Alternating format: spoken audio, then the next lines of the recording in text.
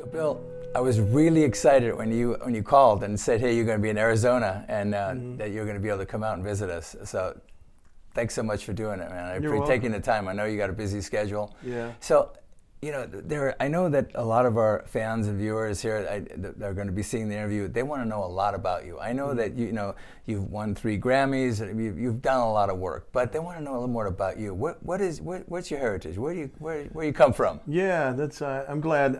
I want to tell the people that hear my music about myself. It's been quite a journey for me, and I'm at a point in my life where things are slowing down, but not to a standstill by any means. Right. But I grew up in northern Wisconsin on a reservation that was started in 1822. My tribe is originally from New York State, the Mohicans. Wow. From the Revolutionary War period. We ended up fighting in the Revolutionary War. If people look at the real history of it, we were the only tribe in that war fighting on the colonist side. We taught them guerrilla warfare style. We did things that were. We're also the first tribe out there to be taken into churches and educated at Dartmouth College, which was started for our tribe. Oh, wow. So that's why my name is Miller.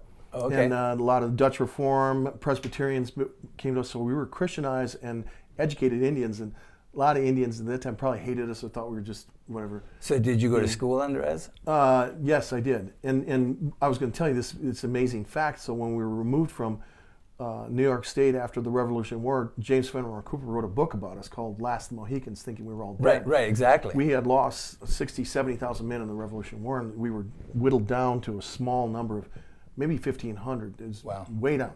So that's what we are today, almost like 1,500 members. And we live in Wisconsin. Our reservation was started in 1822. And there's a stone in Fond du Lac, Wisconsin, north of Milwaukee, and it's to my great-great-grandmother. Her name was Electa Quinney. And Electa was the very first public school teacher in the whole state of Wisconsin.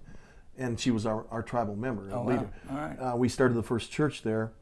And as far as I know, I'm the first Native American in the state of Wisconsin's history to win 3 Grammys. So we're still breaking records.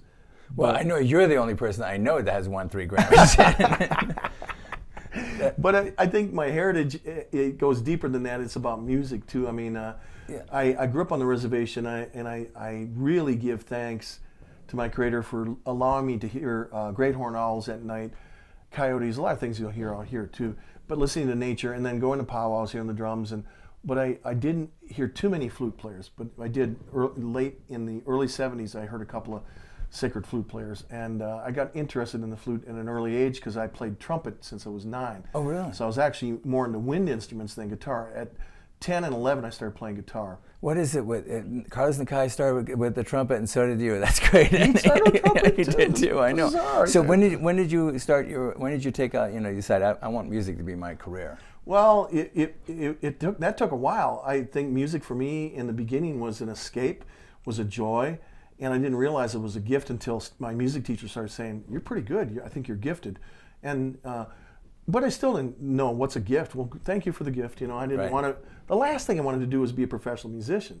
I just didn't. I didn't want the lifestyle going on the road, and I was not a star tripper. It was no big deal, So I went to art school, and art was my thing. Oh, that's right. You're a painter. Yeah. I've seen some of your work. And now my work's taken off in a different zone too. But yeah, I wanted to paint. So what's really crazy, once I started merging my painting and my music became more cinematic, almost like I'd write songs that were like you could see in a film or something, or I'd see things in my mind. It did help me, being a visual artist, to be a musician.